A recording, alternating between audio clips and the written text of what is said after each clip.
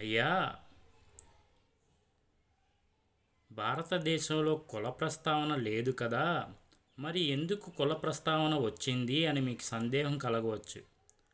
భారతదేశం ఎంతో ఐకమత్యంగా ఉండేది ఒకప్పుడు కుల ప్రస్తావన లేకుండా. అప్పుడు ఇతర మతాల వాళ్ళు వచ్చారు. బ్రిటిష్ వాళ్ళు రాకముందే ఇతర మతాల వాళ్ళు వచ్చారు. వాళ్ళు ముస్లింలు కావచ్చు, ఇతర మతాల వాళ్ళు కావచ్చు. వాళ్ళు వచ్చారు.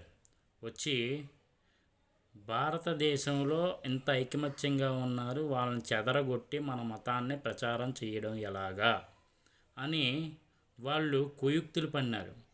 కుయుక్తులు కన్ని వాళ్ళలోని మనలోని పనులు చేసుకునే వాళ్ళు ఉన్నారు. వడ్రంగి వాళ్ళు ఉన్నారు, వీళ్ళు ఉన్నారు. వాళ్ళకి ఏంటంటే వీడి చెప్పులు కుట్టుకునేవాడు, వీడి శూద్రుడు అని కొంతమందిని, అంటే తప్పు అలా అనకూడదు, అలాగనేవారు.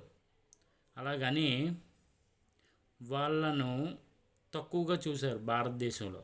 అంతేకాకుండా భారతదేశంలో వాళ్ళకి సంపద ఉండేది. సంపద పట్టుకొనే వచ్చారు. సంపద పట్టుకొని వచ్చి ఆ సంపదని వెదజల్లి బ్రాహ్మణులకి కుల ప్రస్తావన తెండి అని చెప్పారు. బ్రాహ్మణులు అలాగే చేశారు. అలాగా కుల ప్రస్తావన వచ్చింది. అర్థమైందా? అలాగే మహాభారతంలో కర్ణుణ్ణి శూద్రుడు అన్నారు కదా అని మీకు సమాధానం రావచ్చు. అవన్నీ సినిమాలు, మీకు తెలియదు. చెప్పేది వినండి. మహాభారతంలో బలప్రయోగం జరిగింది.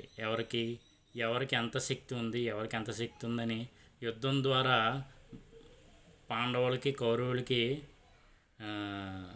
బలప్రయోగం జరిగితే అప్పుడు ఒక్కొక్కరు యుద్ధం చేసుకుంటూ ఉంటే కర్ణుని మధ్యలోకి వచ్చి నేను యుద్ధం చేస్తాను అని వచ్చాడు. బాబు, మా కుటుంబానికి సంబంధించింది ఇది, వీళ్ళిద్దరూ అన్నదమ్ములు, పాండవులు కౌరవులు అని చెప్పారు, కానీ కుల ప్రస్తావన తేలేదు. పైగా నాయనా, నువ్వు ఒక రాజ్యాన్ని సంపాదించు, అప్పుడు యుద్ధం చెయ్యి అని చెప్పారు. అప్పుడు దుర్యోధనుడు ఒక రాజ్యాన్ని ఇచ్చాడు. అర్థమైందా? అక్కడ కుల ప్రస్తావన లేదు. కాబట్టి అది అర్థం చేసుకోండి.